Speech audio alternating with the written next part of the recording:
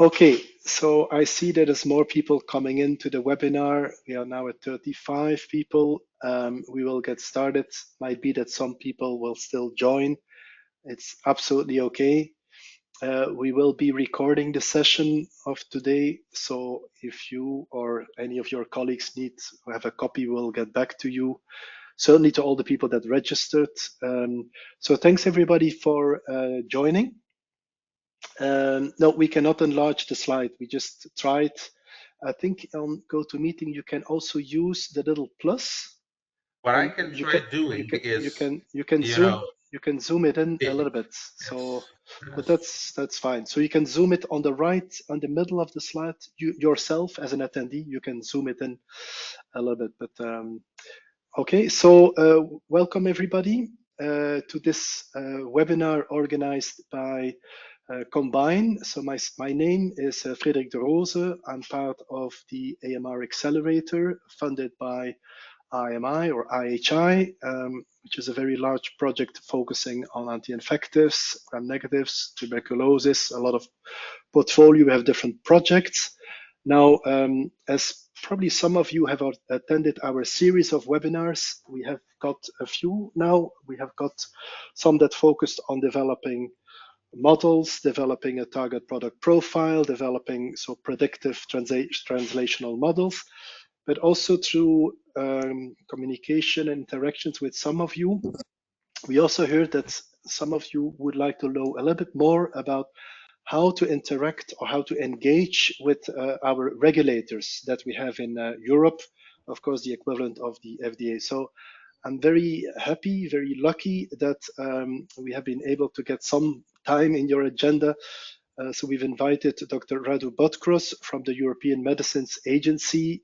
He will give us a little bit more insight. We start from the basics on who is EMA, how to interact, how to engage, at what point, what stage, what can you expect, what you cannot expect. Now, oh, can I just ask you to mute if you're not speaking? Oh, la, la, la, la. Let me just mute this person. Okay, I just muted this person.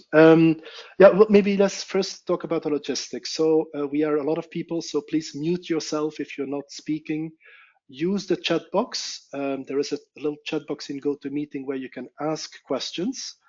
We have done, before starting the meeting, we did a survey, and I already shared your questions with Dr. Botgros so that he can be prepared on the kind of questions he can expect from you. So we'll start in the Q&A session with these questions. If you have additional questions that come up, please put them in the chat or just raise your hand.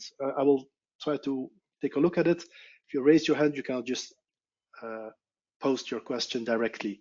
So it's meant to be interactive. Of course, let's first go to an introduction and go through some of the steps that Dr. Botgros will explain, and then we can get it more interactive. So yeah, welcome, Dr. Botgros. So the agenda is we'll first go through sort of an introduction. I know that you are supporting anti-infectives, vaccines, etc. So as part of your role, and then we'll go into a Q&A session. So yeah, the floor is yours, and you can start when you feel like. Thank you very much, Dr. Rose, and thanks for inviting me to talk to you today. And hello to everyone online. I hope you can hear me well. Actually, I'm going to talk today about indeed the ways actually in which you can engage with us whenever you're developing a product. And obviously I will be focusing on products that are AMR relevant, because I think the majority of people online are developing or are about to develop such products. As I was telling to Dr. De Rose, this topic is quite a generous one, and you could discuss about it a day, an hour, variable amount of time. And obviously, in that sense, having it just for an hour and a half today, including the Q&As, will explain why I will try, to select those things that I believe are relevant for you. But obviously, I cannot be exhaustive because, of looking at the questions, I understood that some colleagues are interested, for instance, about fees, and only that, is a discussion that can take place for half an hour at the very least, and in which I'm probably not the best positioned person to give the talk. But I think I've tried on my slides that I understand will be shared with you to put links that direct you to either presentations or documents that explain in a better way, to the level of detail that you probably need to know and see. So I'll start with my slides. I hope I will be able to move them. Unfortunately, there is an issue that I, despite I see myself in presenter mode, this is not happening for you. I hope you can see them. I understand you can magnify them on your screens. So I will start with some very general things, since I understand that the audience is pretty much mixed and that we have also colleagues from academia with us, as an example, that may not know really what we are doing and, essentially who we are. So I apologize to those that already know what the EMA is and what we are doing, but I think it's useful to, to be on the same page for all participants. So we are a decentralized agency of the European Union. We are located in Amsterdam, in the Netherlands, and we are responsible essentially for scientific evaluation, supervision, and safety monitoring of medicines in the European Union. Just for your information, our day-to-day operations are carried out by our staff, which is now, I think, around 900 something people. We are obviously overseen by our executive director and are governed by the management board of the agency. What's important to know is that we are a networking organization. So what does this mean? In our activities, we involve many experts from across the European Union. Actually, we're into the around 4,500 experts, I think. All of them are organized in what we call the European Union Regulatory Network, and actually they carry out work for the scientific committees of the agency. This slide, I suppose, if it's not big enough, it may become unreadable. So sorry about that. I just wanted to give you a flavor about. Sorry, Dr. Botgros, are you changing your slides? I am. Is it not we don't moving? we don't see it. No, we don't see it. Now we see it. We see the organizational chart. Okay, that's okay. the slide I'm on. Okay. Okay, thanks. So, I was saying that maybe you cannot read it if it's not in presenter mode, but actually it's just to give you a flavor as to how we are organized. And essentially, the important bit for you, starting from the innovation task force that I will talk about in the next few slides, going to scientific advice, then to the assessment teams. These are all located here in the Human Medicines Division. Interestingly enough, myself, I'm here in Public Health Threats, which is an advisory function for the Executive Director, but I have also been part of that for many, many years. So that's pretty much where most of the colleagues you will be interacting with are located. Just for your information, it's not entirely important where we are located, but just for you to understand how we are organized. And on this slide, you see that EMA has 7 scientific committees which have role in evaluating medicines actually along the whole life cycle. So it starts from early development, goes through the to the approval of the drug at what we call is the marketing authorization moment, then it also goes further down to safety monitoring, which happens throughout the life cycle of the product and is obviously post-marketing. We have, apart from the 7 scientific committees, the approval committee is called the CHMP, the Committee for Human Medicinal Products. We also have obviously another 6, the Pediatric Committee, the Pharmacovigilance Risk Assessment Committee. There are a number of committees, the Committee for Advanced Therapy is another one. So all these committees have specific activities, and in their activities, they relate also on several working parties. Which essentially are groups of experts that committees consult on the scientific issues that are related to their expertise. Just to give an example, for anti-infective drugs, we have an infectious diseases working party, which is essentially the working party that has expertise in the area of drugs for AMR related products, and not only. So all what encompasses antibacterials, i.e. antibiotics, antifungals, anti-TB drugs, and even some antiparasitic and antiviral ones. And then we have the vaccine working party, which is the working party that has expertise in vaccine development. So these working parties are consulted by the various committees on request.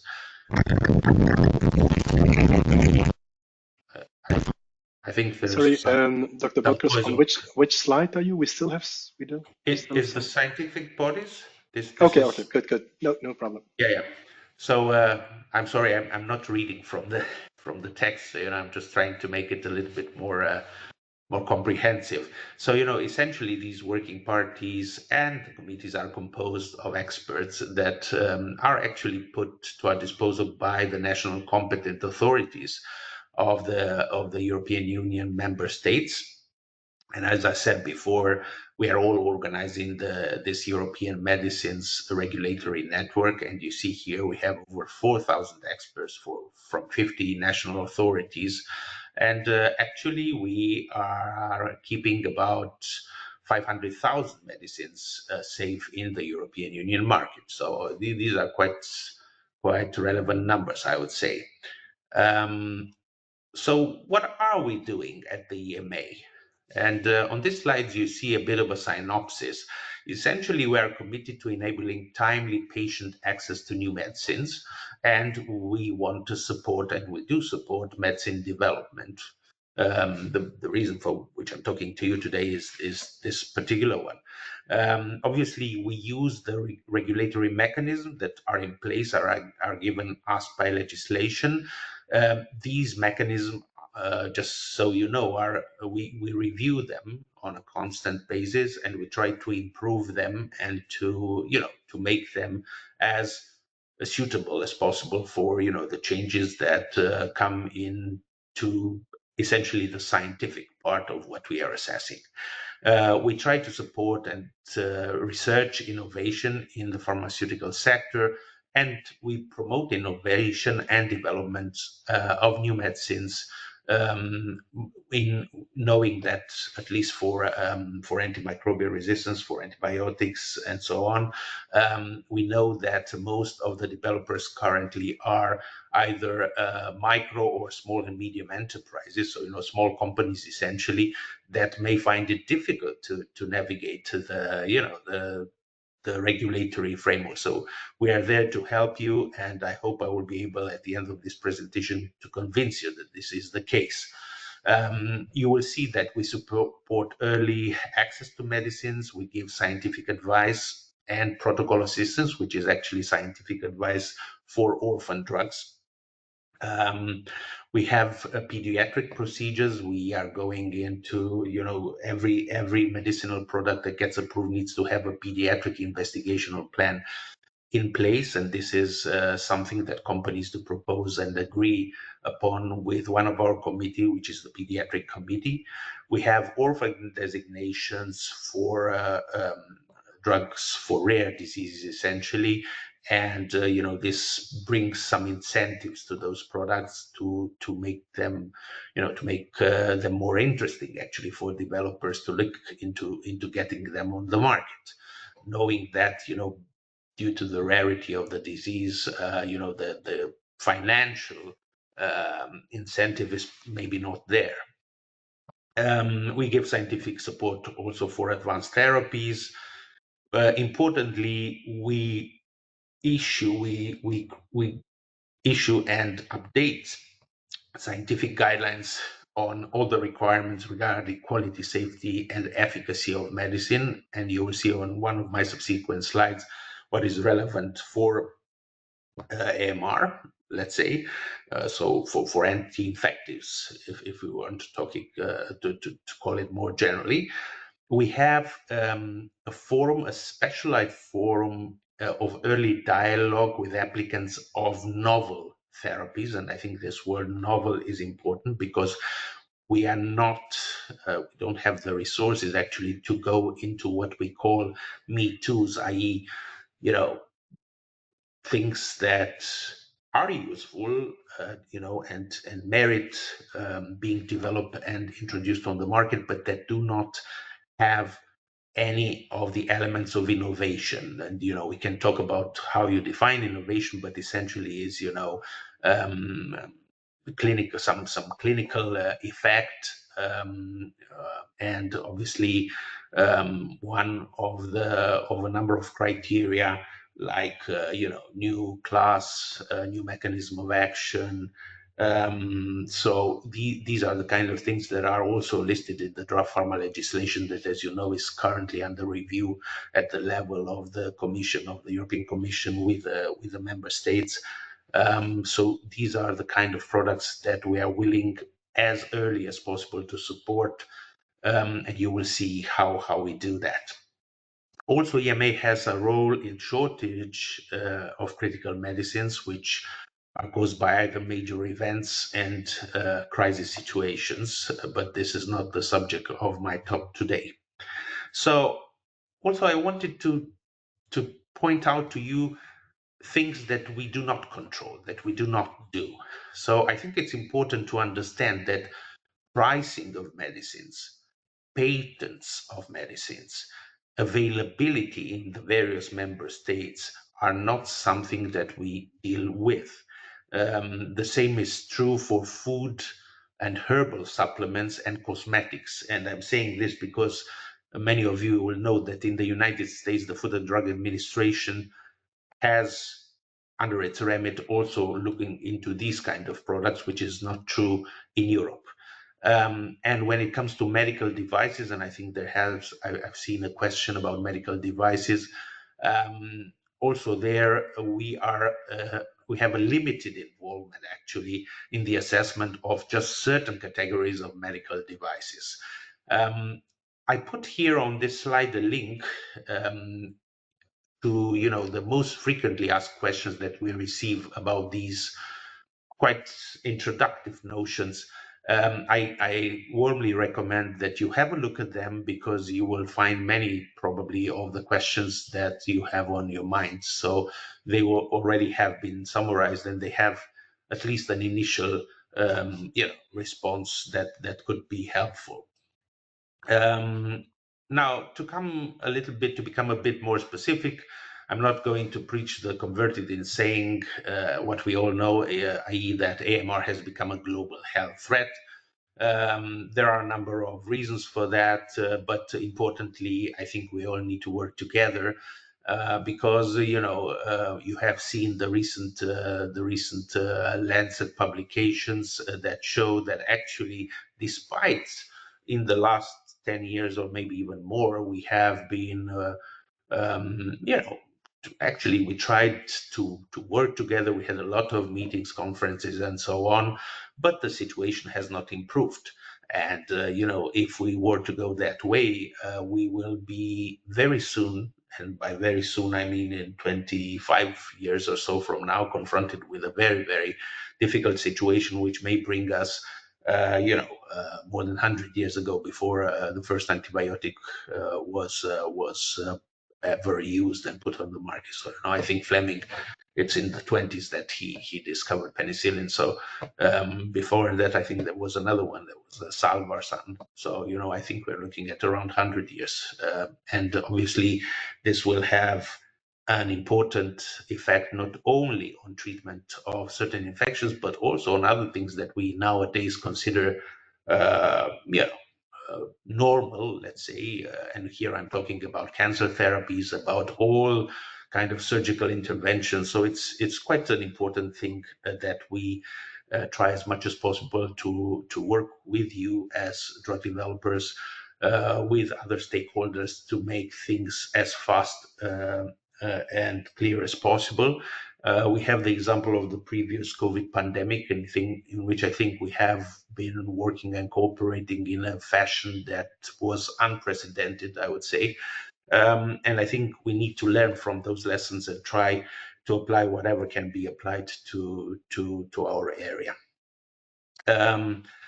What I wanted to say here is a bit of a, well, I wouldn't call it disclaimer, but it's a message saying that, most of my slides, they focus on interactions and activity that relate to drugs, to antibacterials and antifungals, but obviously similar mechanisms are in place for vaccines. So indeed, I wasn't able, when I was preparing this, to find really, really differences that are noteworthy for you. So, what you will hear is, personalized with drugs, but it essentially pertains to vaccines as well. It's just that maybe the differences in the names of the entities looking at certain data are different. That's true, but essentially it's the same principle. So that's something I wanted to make you aware of.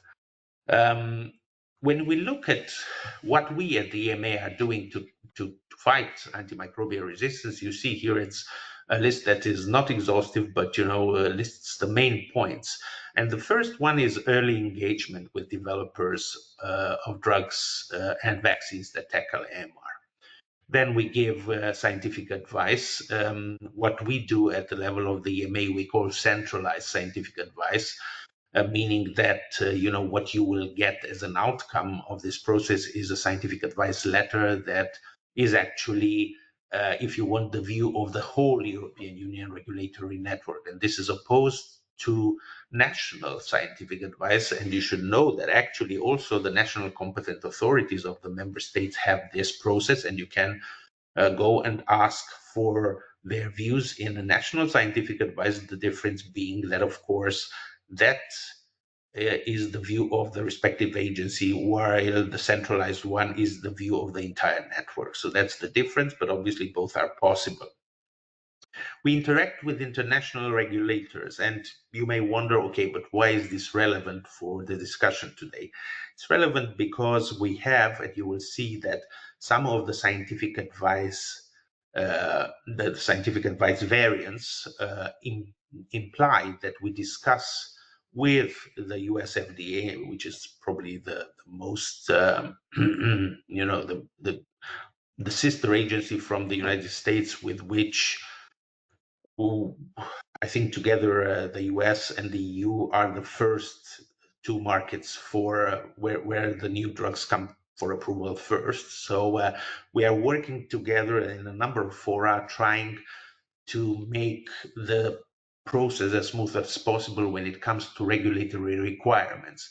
I mean, the aim is obviously to have at some point in the future a global development, but obviously we need also to acknowledge that the legislation is not exactly the same in various jurisdictions, and this also includes the US and the EU, and therefore we really come together regularly to try to harmonize whatever can be harmonized at this very moment, and are aiming in the future to make as much as we can The rest, there will be, and there are at this moment, some issues that cannot be harmonized, as I said, mainly due to different legislation requirements. But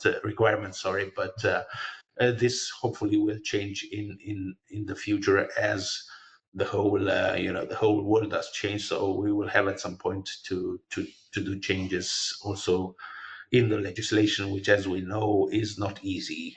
It is not an easy, smooth process. I don't think anywhere in the world. Then we update our regulatory guidance to developers. So in other words, whenever you are trying to develop a vaccine or a medicine, a drug for anti-infectives, you will have on the EMA website published relevant guidelines that should give you a general understanding as to what kind of requirements in the quality side, in the non-clinical side, and in the clinical side are expected from us. And so, essentially, this is pretty much what a developer is doing. You look into the guideline, you try to understand what the requests are about, for instance, non-clinical, clinical studies. What are the endpoints? What is the design? Is it a non-inferiority or superiority design? What are the populations based on the indications that you are claiming? And so on. What they have also some recommendations for the non-inferiority margin if the study is a non-inferiority one, and if it can be accepted, because this is an entire discussion that I don't think we can have today. But if you look into the guidelines, is what we have delineated those indications in which we accept non-inferiority studies and those in which we go for superiority. Then an important bit when it comes to the pediatric studies is extrapolation. So that the pediatric regulation, as I said, is asking developers to develop drugs in children, essentially. But in many situations, efficacy can be extrapolated from adults, and fairly recently, with the adoption of the latest version of the guideline on antibacterials and on its addendum for pediatric requirements, and this is fairly, it's 1 year old, so to say. We have in this also looked into potential extrapolation of safety to a certain extent. So, I think these things are also useful to be consulted, and, to have a good understanding as to what are things that we would allow at the time when we look at your dossier. And then another thing that in our field of AMR has gained a little bit of momentum is what we call alternative therapies. And here where I have in mind bacteriophages, but also, monoclonal antibodies, maybe, some antibacterial, for instance, vaccines for therapeutic vaccines, so to say. So all these alternatives are something that we are trying to foster. Obviously, bacteriophages are the ones that are most advanced, simply because they have been, they are not new.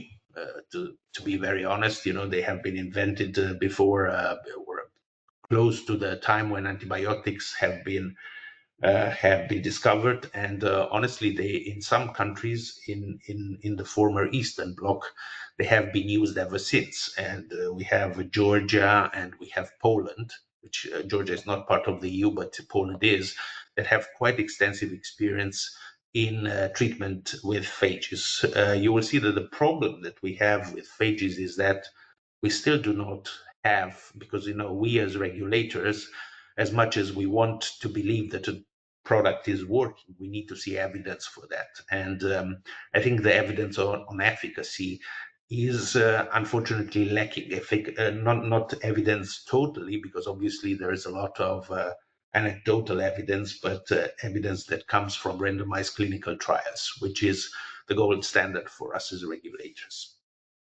We also try to make best use of the regulatory tools that we have in trying to speed up approval for medicines. And on one of my subsequent slides, you will see, and I won't get into the detail because, again, I would need another half hour for this, but to see for you that we have notions like exceptional circumstances, marketing authorization, accelerated approval. So, we have tools with which for those medicinal products that we believe address an unmet need, we are trying as best as possible to to speed up approval and access to the market. And then there are two other things that are important that I'm not going to talk about today, which is prudent use, where we have a role. It's important, but it's not obviously not the leading role. And important activities in the veterinary sector, knowing that AMR is a One Health problem. And its animal and environment are as important probably as the human aspects. So let's go a little bit into what we do for you in terms of how we can support developers. I said already that we have a mechanism by which we engage early to combat AMR. This is called the Innovation Task Force, and on the left-hand side of the slide, you see the news item from 2019 when we launched this particular group. And essentially, what's important is that ITF, as we, this is the abbreviation for the Innovation Task Force, ITF is reserved for innovative medicines, and I explained previously that this is a must. Obviously, we invite you cordially to come to the EMA if you develop such products, if you believe your product is innovative. Please come to us, and this is the forum where we currently start the discussion. And I think one of the questions that I saw was, how early should we come to the EMA? Well, obviously, the answer is that it very much depends. Of course, you need to show, you cannot come to the EMA with nothing in your hands. You need to have a plan as to how you want to develop your drug, and ideally you should have some work in the sense that you have done some early development, looking at things that convince us that the product is promising, that you have.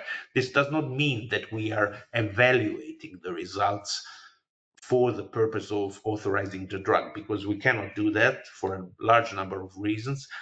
But it's important to have all this condensed in a briefing document so that we understand what you have done until the moment that you contact us, and what are you up to doing in terms of clinical studies. You can also go, you see here on the slides that it's not only science that can be discussed. You can have equally legal issues, regulatory issues, can discuss methodologies, technologies. So, whatever is relevant for your product can be discussed. It's an early dialogue.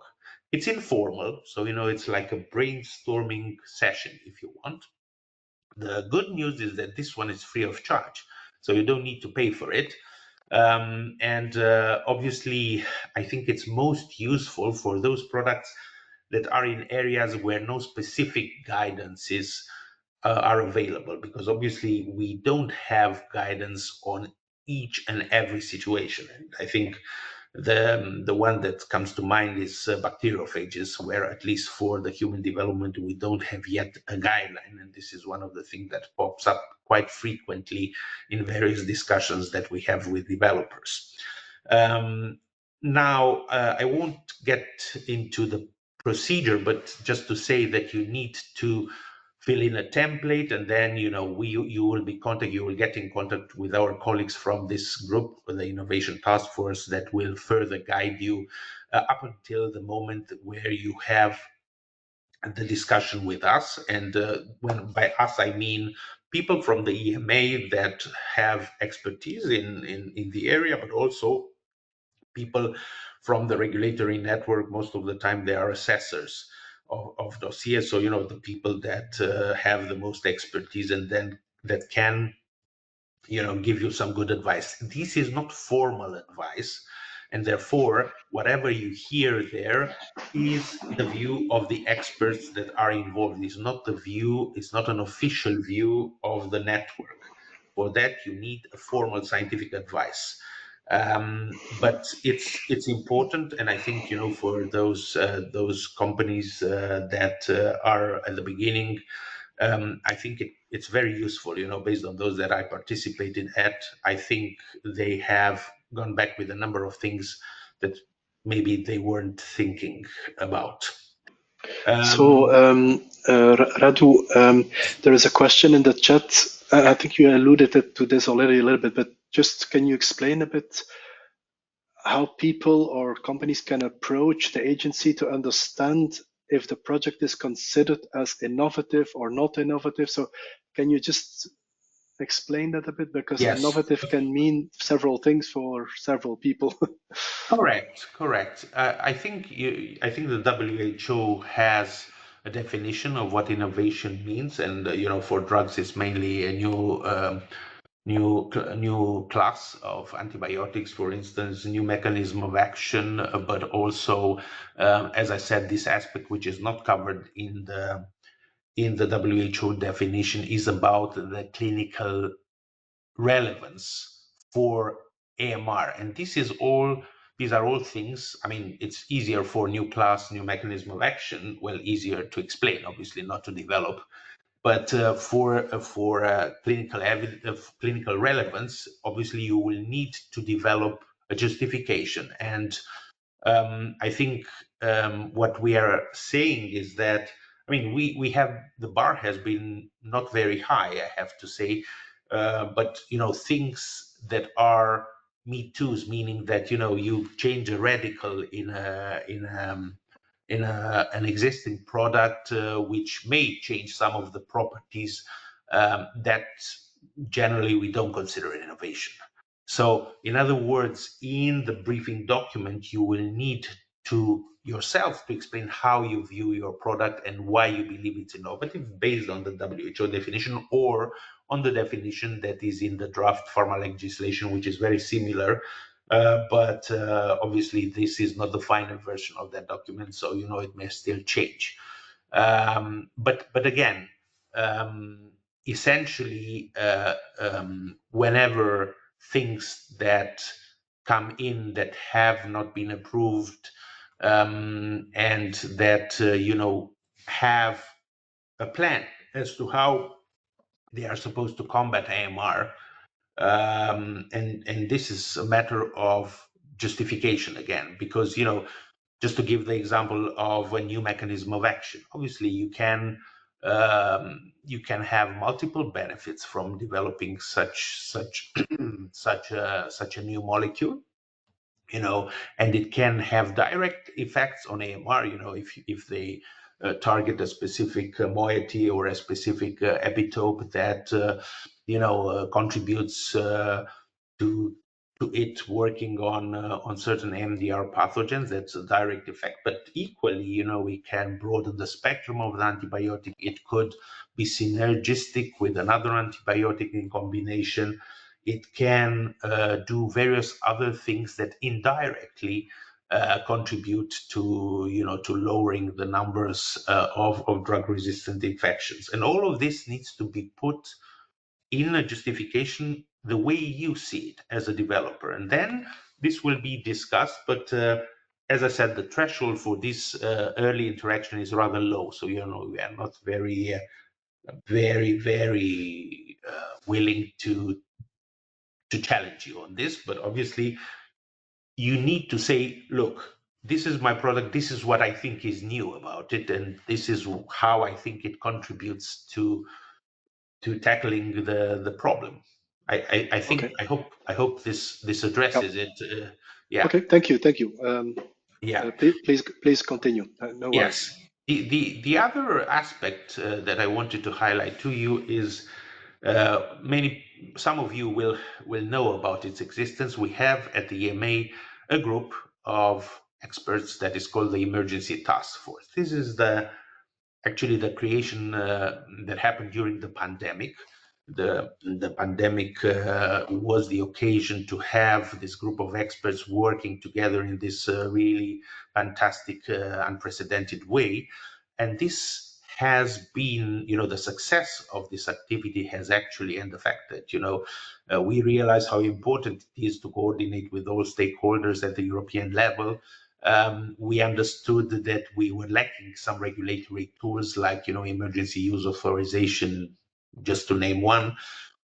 So the European Commission has put all the lessons learned and all the positives, but also those gaps that have been identified into a regulation. It's Regulation 123 from 2022, in which essentially the Emergency Task Force has been formalized as an advisory body and a support body that handles regulatory activities, not only in a public health emergency, such as a pandemic, which is normally, as you know, declared by the WHO, but also in preparation for such events. So we now have a body at the EMA that is looking at these kind of situations. And the reason for which I'm telling you all of this is the fact that AMR related activities could be transferred to this body in the rather near future.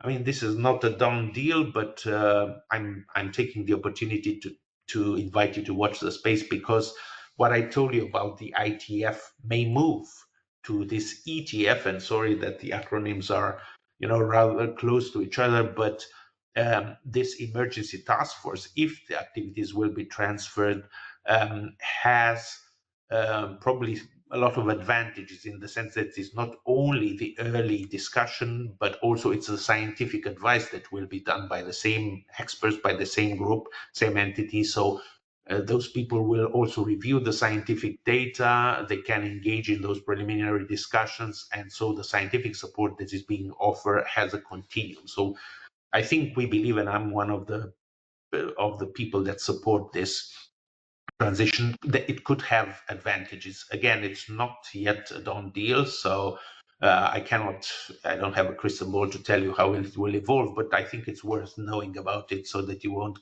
be too surprised if this happens.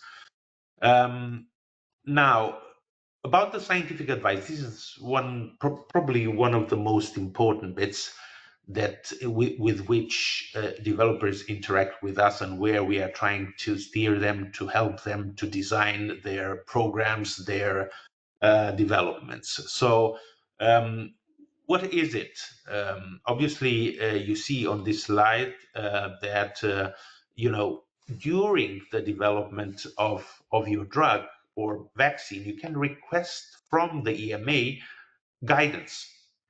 And this is on methods, on study design, so that the information that you will be generating from the trial program that you will be having is, compatible, let's say, with the principles that will be applied at the marketing authorization. And here on the right hand slide, on the slides in the red box, you see an important thing, namely that scientific advice is not a guarantee that the medicine will be approved. I think this is good to be kept in mind. And another thing which is not there, because probably it was not felt at the time that is that relevant, but is important for you to know, is that scientific advice is not mandatory. So in other words, it's not mandatory to apply for, but it's also not mandatory to respect it. Obviously, if you choose to apply for scientific advice, then you receive from the network some feedback with regard, let's say, to a clinical study that you have a proposal to change the endpoint, or to recruit in a different way, to can to stratify or whatever methodological aspects, and you choose not to do that, there is a risk. It's not guaranteed that the product will not be approved if you do so, but obviously you will need to justify. So there is a bit of a risk that the approval committee, the CHMP, may have some issues. So this is another thing that you should have in the back of your mind. So those two aspects. So it's not mandatory, and it also, once done, and once you have applied it, does not guarantee authorization. The reason being, obviously, that we are looking in this development process, we don't have the results, and obviously at the approval stage, it's the result that make the difference, because again, we need to make sure that the product is of good quality, efficacious, and safe. In other words, that the benefit risk balance, as we call it in regulatory jargon, is positive. So even if we tell you, okay, you should do the study like this, and you do it, we won't know what the results will be, and only then we can come closer to understanding what are the chances of it being approved. So I hope this explains this. And then obviously there was this question of how much it costs. I put here on the right hand side in the right corner of this slide a link. This is very exhaustive about all the fees that are payable to the agency. It's the current version that is in force. So I think it's important to look into that, depending on your application, on your scientific advice, because it depends on the area, how many requests, all these kind of things. So have a look.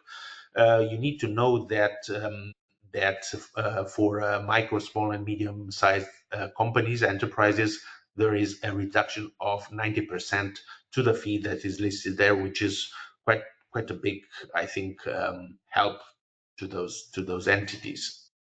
On this slide, you see the process, the detailed process of the scientific advice. I won't be reading through them in the interest of time, but essentially, I think it's explanatory in the sense that you understand that there is a validation step in which we are looking at the questions that you want answered, and the colleagues from scientific advice office, they come back to you, and if they feel that some of the questions either cannot be answered in the way they are worded, or they have a discussion with you in trying to understand whether this can be further refined so that the feedback that you get is useful to you.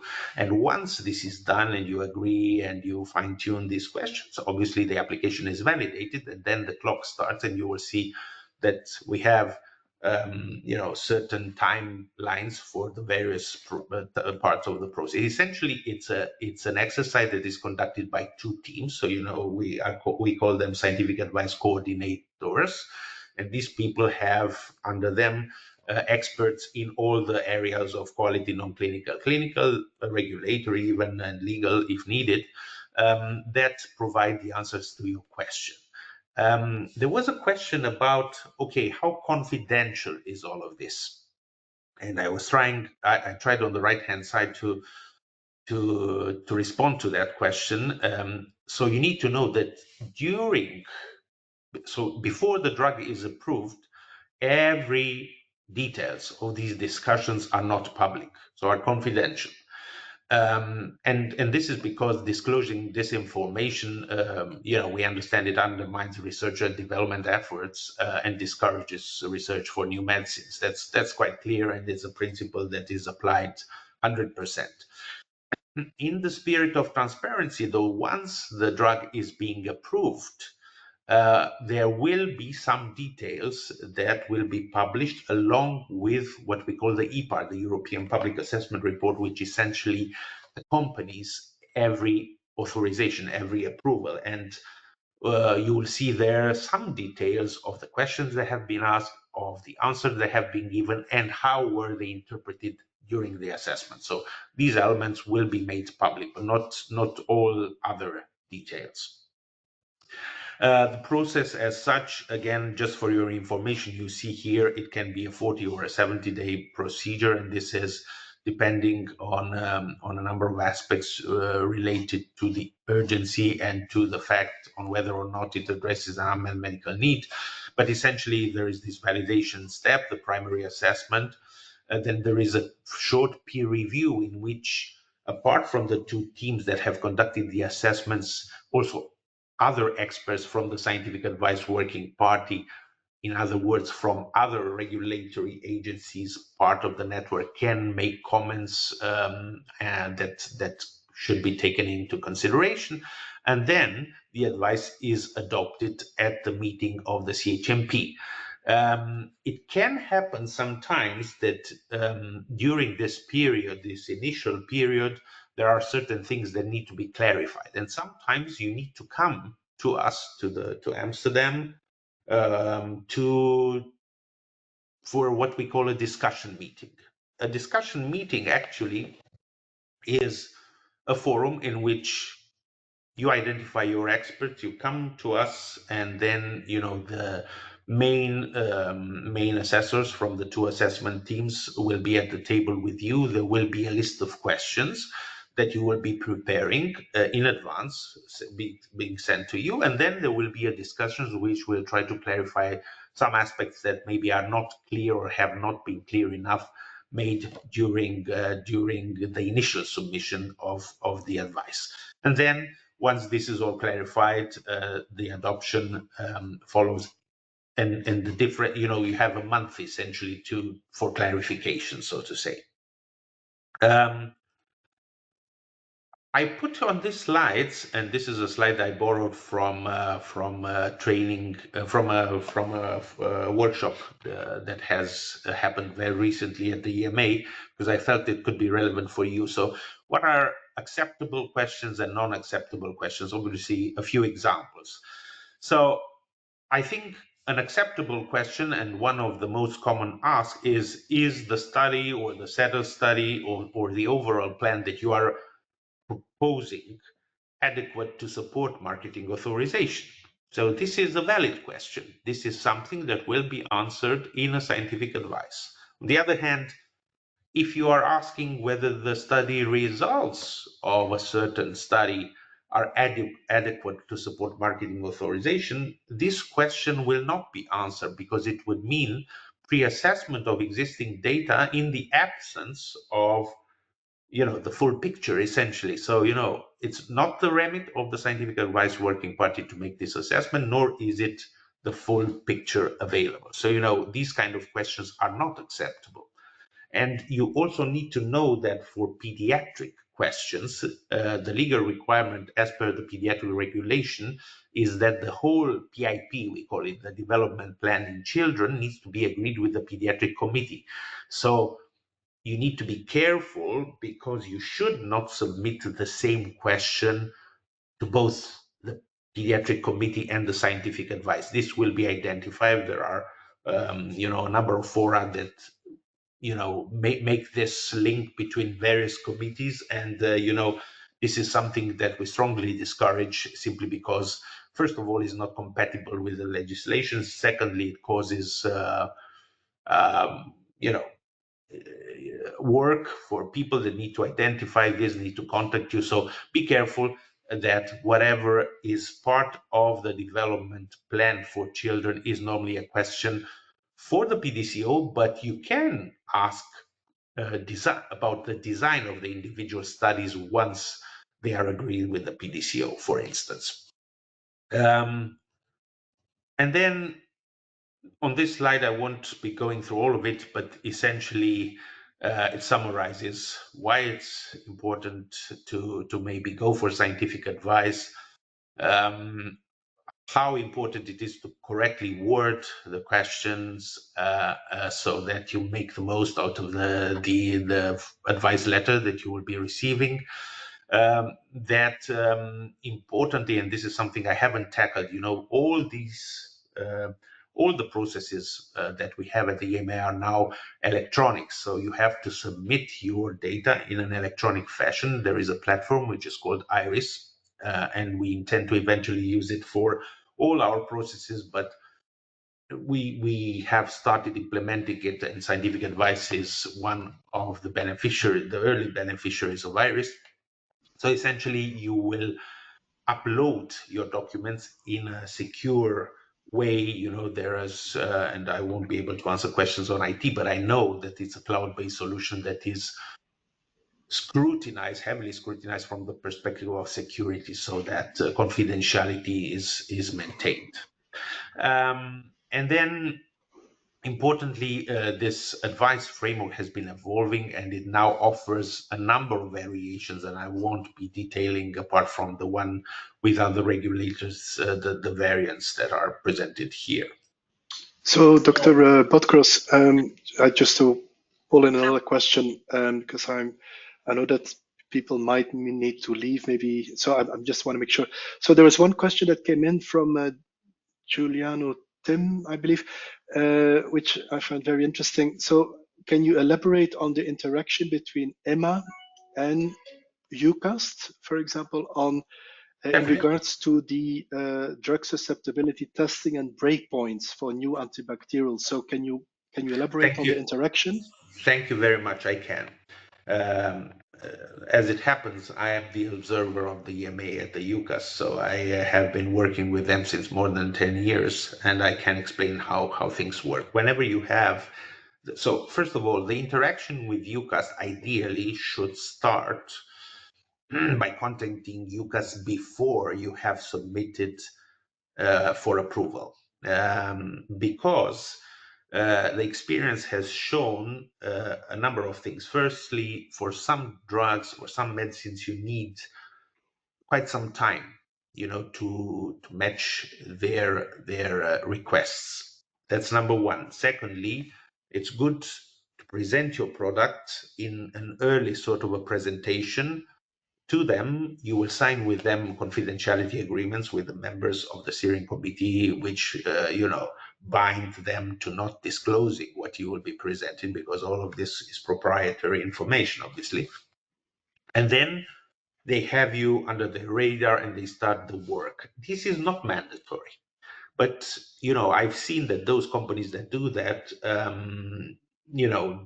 they probably don't do such a bad thing, but it's not something that we ask you to do. We just say that we encourage you to do that. But then at the time of the marketing authorization, once you have submitted the dossier for assessment, the interaction becomes mandatory. This interaction, and we have a system by which the UCAST is informed that we have a dossier for a new, let's say, a new antibiotic, and that the work needs to start if it hasn't already started.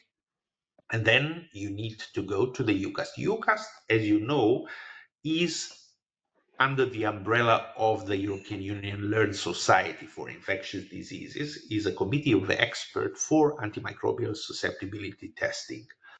They are the experts in the field, and actually our committee, our CHMP, has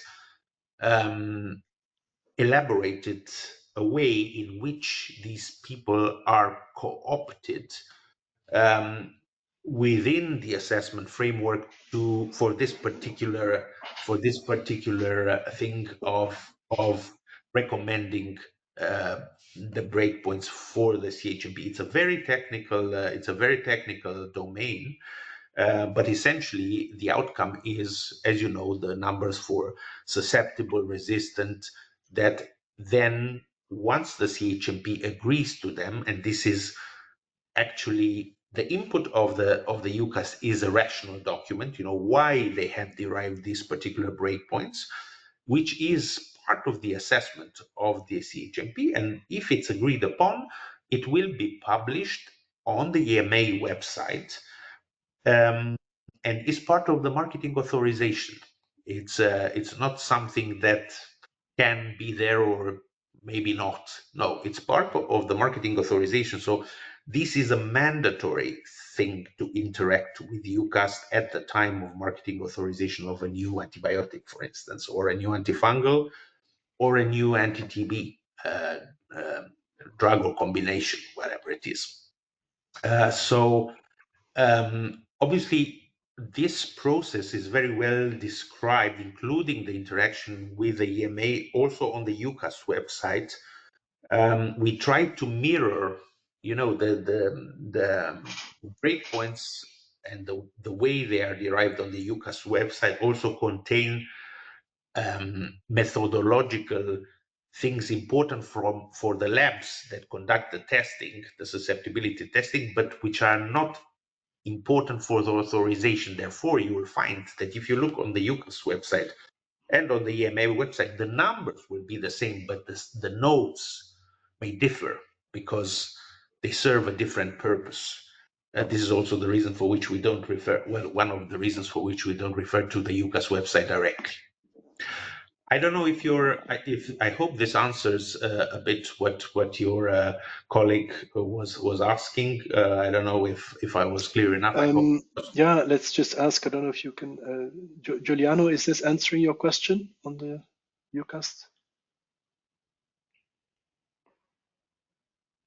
Please take the floor. Yes, it has. It has answered the question. There was a yes. I have another question from Malika de Kraker, a different one. What is the standpoint of EMA with regards to adaptive clinical trial designs, like sample size reassessment or response adaptive randomization? Right. Will EMA update their guidelines in the field? Yes, thanks very much for this question. This is a topic that has been gaining momentum during the pandemic, as you know. There are some methodological concerns over this particular aspect, but this is something that we are discussing with our statisticians, and the answer to whether or not the guidance will be updated is yes. I know that we have working groups on methodology and groups of statisticians that are trying, including working with statisticians from the developers, to come to what is acceptable and how this method, which is an important one, can be used to approve in the future potentially new substances. Yep, thanks. I will throw in more questions when they come in, but please go. Sure. Please continue. Okay. Also, your second question was answered in an excellent way. I just see the response. Thanks. Thank you very much. So I will continue with my slides. Here on this one, you see, as I said, we interact regularly with our international regulators, in particular with the stringent authorities of the United States, of Canada, and of Japan. But also we have frameworks for cooperation also with other regulatory regulatory agencies globally. Actually, there is a forum that is called ICMRA that is co-chaired by the EMA, by the executive director of the EMA, actually, which is the International Coalition of Regulatory Medicines Authorities. And I can tell you that AMR is one of the topics that will be discussed very shortly at the next forum of this group in Brazil. I think it will take place. So we are aiming also there at giving a strong message to all regulators that AMR is the topic in which we should work together as close as possible, ideally to harmonize the requirements for approval. So just to tell you, we are really working on this as well. But with these three agencies, so plus EMA4, we have more refined technical tools with which we interact, and essentially we have this parallel scientific advice that is an option, is not a must. Essentially what happens is that the scientific questions of the applicant are reviewed in parallel by the EMA and the FDA. They are discussed by a teleconference or in writing, and there is a trilateral meeting, so EMA, FDA, and the developer, where oral feedback is provided, and then the final outcome is written formal feedback. There is also an option consultative advice, we call it. Essentially, the scientific advice is requested from one of our agencies, and the other regulatory agency is notified about the request. And so, this involvement is less strong than the first one, but is something in which both agencies are aware about the discussions, and therefore, we can, within our regulatory channels for cooperation, have a good understanding as to what is going on. We also, and this is one of the important channels that we are using, every 3 months we have a discussion with these agencies in a teleconference where we discuss the most important developments relevant for AMR. So I think you understand that, we put quite a lot of emphasis of trying to make as easy as possible, as swift as possible, the approval, by trying to, and we know that we are not there yet. I don't want to send any negative message, but I also cannot stay only positive, because I know that there are developers, they say, oh, but you still are asking for different endpoints in different major indication, which is true. These are things that we will continue discussing in what's on the last point on this slide, which are our now quadrilateral meetings. There is one that will happen early 2025, in which we will tackle some of the, at the moment, unharmonized requirements. And let's see, we are hopeful that some of them can be harmonized in the near future. So I hope that we will be able to to reach that milestone as well. You see on this one the main guidances for which are relevant for drugs for treatment of bacterial infections, essentially. Please have a look at them. They're important, in particular when it comes to extrapolating the way the PK/PD, the pharmacokinetic pharmacodynamic package, is supposed to be put together is important, and sometimes the robustness of the results can underpin the dose in certain conditions, like multi-drug resistant infections, in which we know that you cannot conduct a full-blown randomized clinical trial because of a number of reasons, let's say.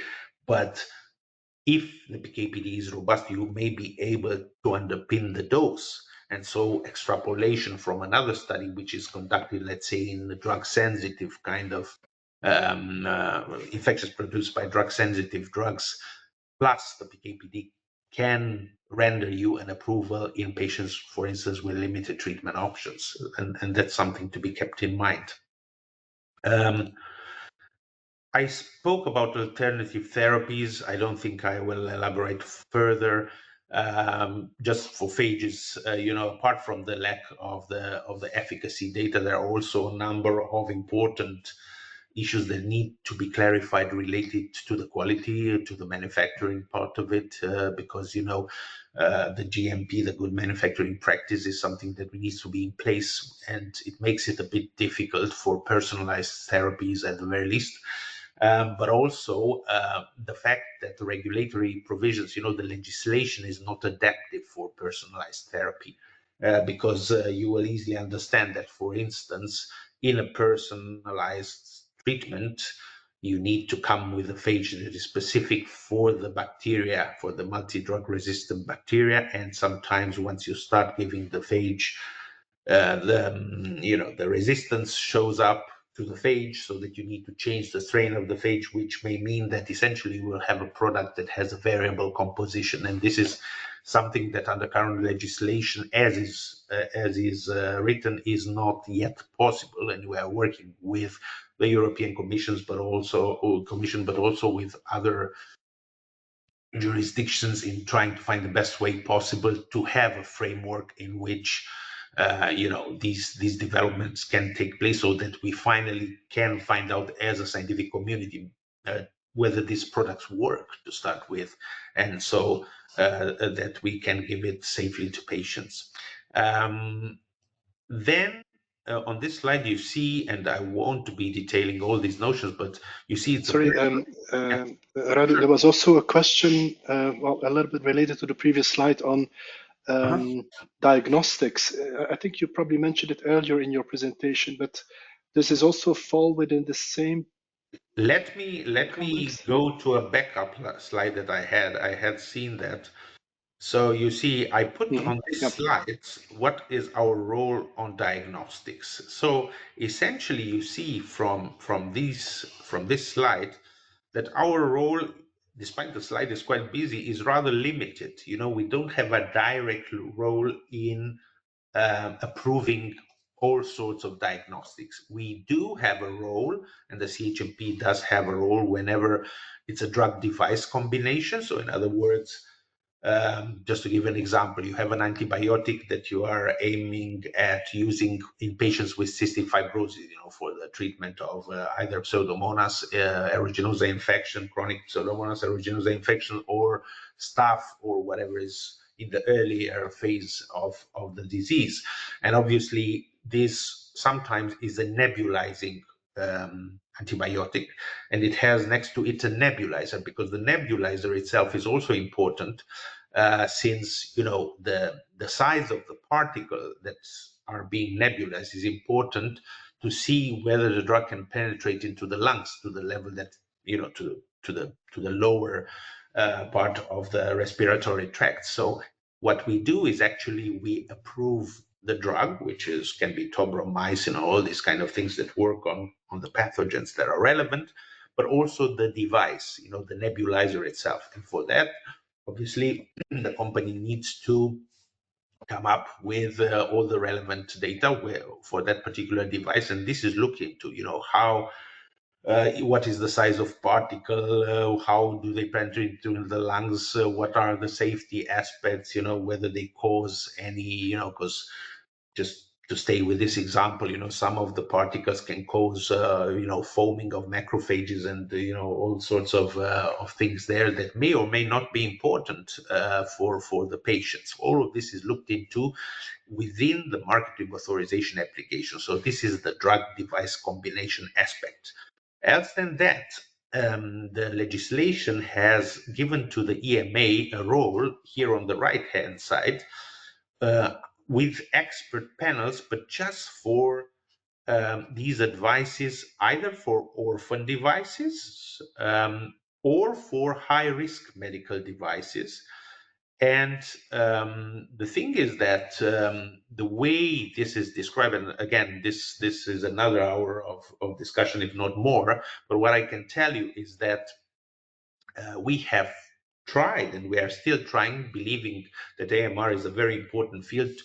We are trying to discuss with the Commission in how far we can use the provision of the legislation to advocate for having devices, diagnostics for AMR under this category, which would bring them into our remit.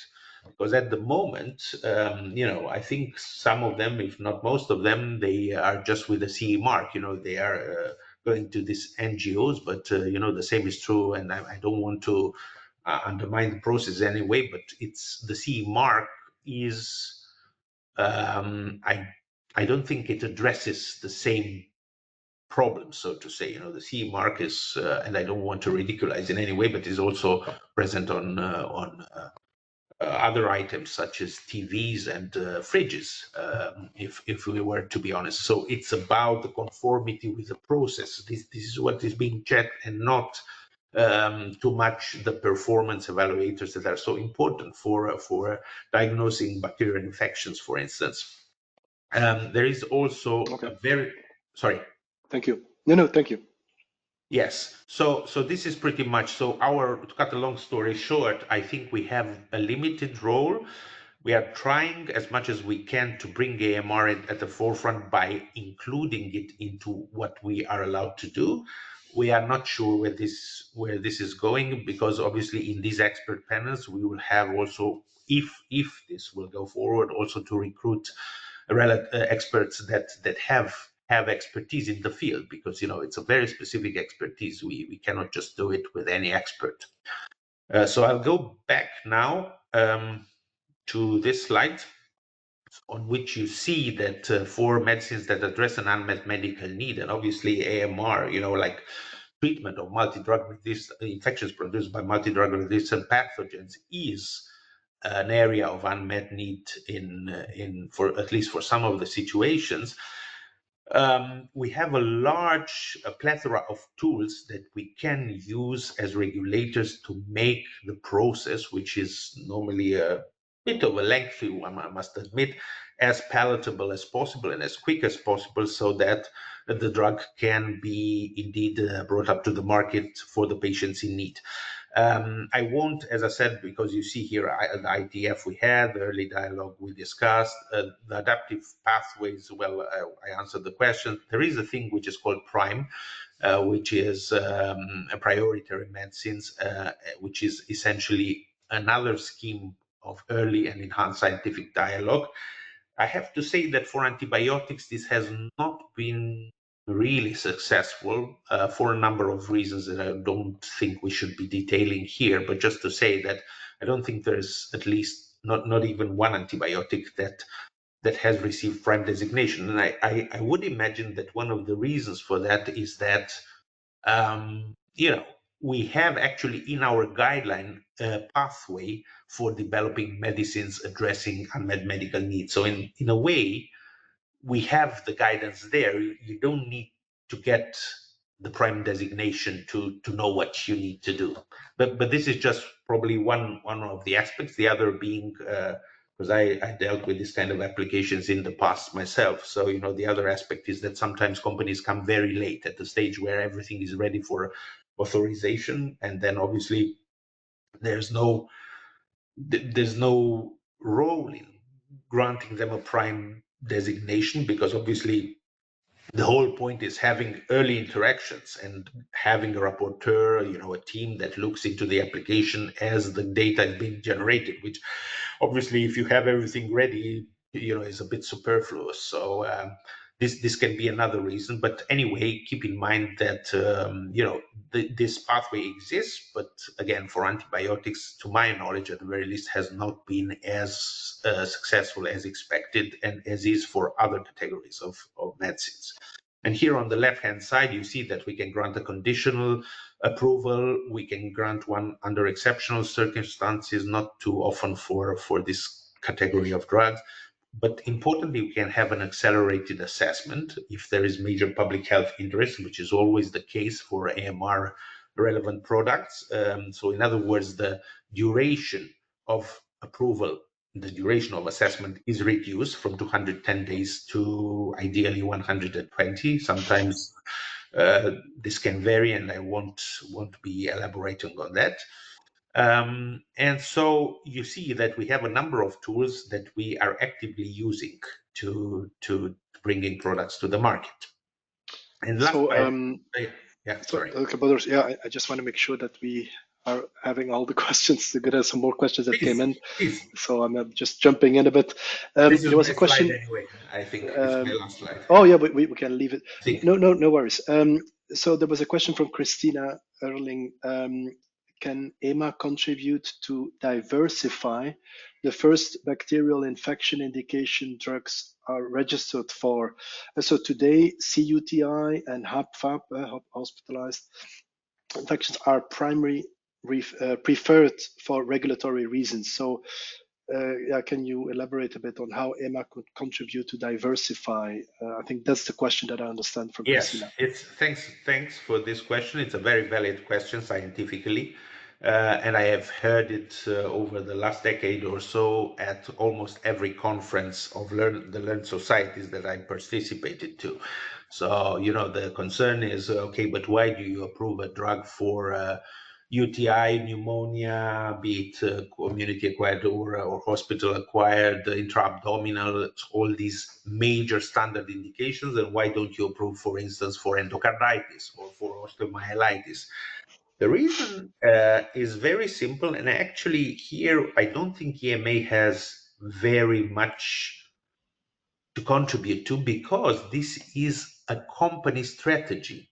The companies prefer, as you will know, it's about a lot of money, and companies try to minimize the risk that they are undergoing in view of a potential approval, because they know that once the product is on the market, it will be used off-label, we have to admit, in a number of other indications. So to come back to the exact questions, if you develop a drug for endocarditis, you know that endocarditis is a condition which has a number of complexities. These are severe infections in which obviously the risk after running studies to get results that may be variable enough and difficult to interpret is rather high. That's why, in my understanding, companies have tried to not undergo that risk. This is why we hardly ever see trials in endocarditis or osteomyelitis, not because we don't foster them, it's because companies don't do them. And I'm afraid that we can always, and this is something that we do through the voices of the individuals that go into this conference, to say that yes, we would love to see this, but we know, we are cognizant of the fact that the risk is very high of failure, that the attrition rate is anyway rather high. So we understand in a way why companies may not wish to prioritize this particular indication. And I hope this answers the question to a certain extent, at Yep. the very least. Yeah. I think so. Christina, can you please confirm if it answers your question? Otherwise, I move on to the next question. But I think, or at least I feel that there has been, yes, so there was a thumbs up from Christina. There was another question from John Cervello. Which of these regulatory tools have been most successful for antibiotics if Prime has faced challenges in this respect? So, yeah, back to the regulatory tools that you discussed. Yes, thanks very much for this question. As I tried to allude to, I think one of the successful pathways is the pathway that is delineated by our guideline on the overarching guideline on developing drugs for treatment of bacterial infections, which is aiming at getting the indication in patient with limited treatment options. There are a number of advantages that are depicted there. Importantly, I think, for, let's say, the most common example that springs to mind is the one that I already tried to bring up to you. So you want to get an indication, you have a product, let's say, that has a very narrow spectrum of activity. Let's say that it targets only one species, like Acinetobacter or things like that. Obviously, if you were to go and conduct a full-blown randomized clinical trial in patients with such infections, multi-drug resistant Acinetobacter produced, you will find it very difficult. And I think there have been examples in the recent past, very bad examples, but still important examples, of companies that got bankrupt. Eventually, at least one example, even after bringing the product to the market, because this is a very niche problem, and then the randomized clinical trial is very difficult to conduct. It's very difficult to recruit, even if you have an international randomized clinical trial with multiple centers for recruitment. I think experience has shown that these patients are not very easy to be recruited. Now, I'm speaking with some caution about this because there has been recently a drug which actually targets precisely CRAB, which is carbapenem resistant Acinetobacter baumannii. In the United States, you will know that it's sulbactam durlobactam, and apparently that one did succeed to have a study in infections produced by CRAB. So, probably the answer is somewhere in the middle. But to come back to our guidance, I think our guidance allows for conducting a study in patients with drug sensible infections, and then based on a good PK/PD package to extrapolate for the resistant bugs without having to conduct a full-blown trial in that population. And again, I warmly recommend that you look into the guidance, because this is probably the most successful tool that we allowed, and essentially it's if you want, it's a bit reducing, despite the bar is still there, but we actually, because one of the things that we do by allowing for this pathway is, for instance, that you don't need to show formal non-inferiority if you were to conduct, because there are developers that want to do a second study. So there is the main study is in the drug sensitive infection, which if is positive can even get you an approval for that particular indication, be it treatment of complicated urinary tract infections or uncomplicated. And then for the resistant bit, which would grant you patients with, let's say, Acinetobacter in patients with limited treatment options. If obviously you were to conduct a small study that is supportive, just to generate some clinical evidence, which is not mandatory, we don't mandate this, but some companies do it anyway, sometimes at the request of the FDA, you will see that we will not ask you to formally demonstrate non-inferiority, which is yet another thing that has, as you know, quite a number of implications on the sample size and on the feasibility of the development itself. So to me, that's the most important. And then the other one is the accelerated assessment. We have made use of it in quite a number of cases. The problem with accelerated assessment is that at the day, at the initial part of the approval is always shortened. But if in that period of time questions show up that cannot be answered quick enough, then the timetable reverts to the normal timetable. So I think we are willing to apply this flexibility and more resources and work faster essentially. But also the company needs to keep in mind that they should be prepared to answer the questions as quick as possible, if you so wish. I hope it addresses the. Yep. Absolutely. Very clear. Very clear. So we're coming to the end of the session. What I just want to do is, this is a good slide to end, is that, of course, 1 hour and a half is short, and I appreciate that you have addressed already a lot of this, the questions that came in during the session. Also, you alluded to the questions that came in through the survey. I know maybe 1 or 2 questions were not addressed from the survey, but we'll see how we can get back to people. Was about growth promoters and about some very specific things that we can take offline. I think for now, most of the questions on the survey were addressed because they were talking about the general process, how to engage, what can we ask, what not, how much does it cost. So I think this is all good. But I was just wondering, I suppose you get a lot of repeating questions, so questions that came from several companies, all the same. Is there sort of a frequently asked question page, or is that There is, and the link is in the slides. The link is on one of my slides. I think okay? it's slide Because number. otherwise maybe people can first go through this list, because I expect many people ask the same questions, Correct. if it's in a general way. Correct. Okay, no, that's very good. So then we will send around the slides to the people that registered. So that's very good. From my point of view, this was a very interesting session. I thank you very much. I think it's, as I said in the beginning, it's just a first interaction. If there's more interest, we can have a follow-up. But I think this is definitely the purpose of the meeting, that people see your face, that people know who you are, and also your team. And I'm sure that not everything can be addressed, but it has been a pleasure to have you in this webinar. We had plenty of people attending, very good questions.